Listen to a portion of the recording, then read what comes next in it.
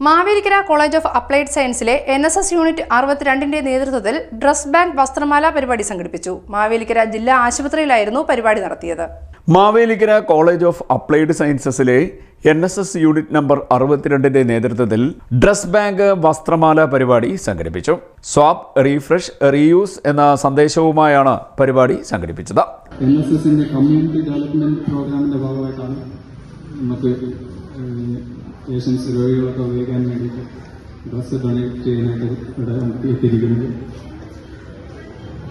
ഹോസ്പിറ്റലിലെ ഈ ആവശ്യത്തിന് വേണ്ടിയിട്ട് ഒരാവശ്യം രോഗികൾക്ക് വേണ്ടിയിട്ടുള്ള ഹോസ്പിറ്റലിന് വേണ്ടിയിട്ടുള്ള ഒരു ആവശ്യത്തിന് വേണ്ടിയിട്ട് ഹോസ്പിറ്റലിനെ തെരഞ്ഞെടുക്കാൻ ആദ്യം നന്ദി പറഞ്ഞുകൊള്ളുന്നു.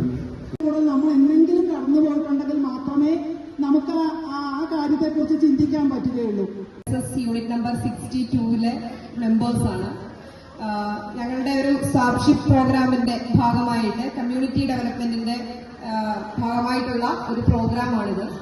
ആദ്യമായിട്ട് എനിക്ക് നന്ദി പറയാനുള്ളത്, ഈ ഒരു പ്രോഗ്രാമുമായിട്ട് കുട്ടികളോട് സമീപിച്ചപ്പോൾ വലിയ രീതിയിലുള്ള ഒരു എൻകറേജ്മെന്റ് അവർക്ക് കൊടുത്ത ഹോസ്പിറ്റൽ സൂപ്രണ്ട് സാറിന് കോളേജ് ഓഫ് അപ്ലൈഡ് സയൻസ് മാവേലിക്കരയുടെ പേരിലുള്ള അകമഴിഞ്ഞ നന്ദിയും സ്നേഹവും ഈ അവസരത്തിൽ രേഖപ്പെടുത്തുകയാണ്.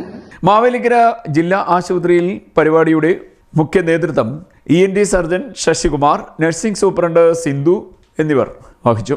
NSS സന്നദ്ധ പ്രവർത്തകർ വിദ്യാർത്ഥികളിൽ നിന്നും അധ്യാപകരിൽ നിന്നും നാട്ടുകാരിൽ നിന്നും വസ്ത്രങ്ങൾ ശേഖരിക്കുകയും ശേഖരിച്ച വസ്ത്രങ്ങൾ വൃത്തിയാക്കി ക്രമപ്പെടുത്തി ആശുപത്രിയിൽ ചികിത്സയ്ക്കായി എത്തുന്ന സാമ്പത്തികമായി പിന്നോക്കാവസ്ഥയിലുള്ള രോഗികൾക്കും അവരുടെ കുടുംബാംഗങ്ങൾക്കും നൽകുന്ന പദ്ധതിയാണിത്.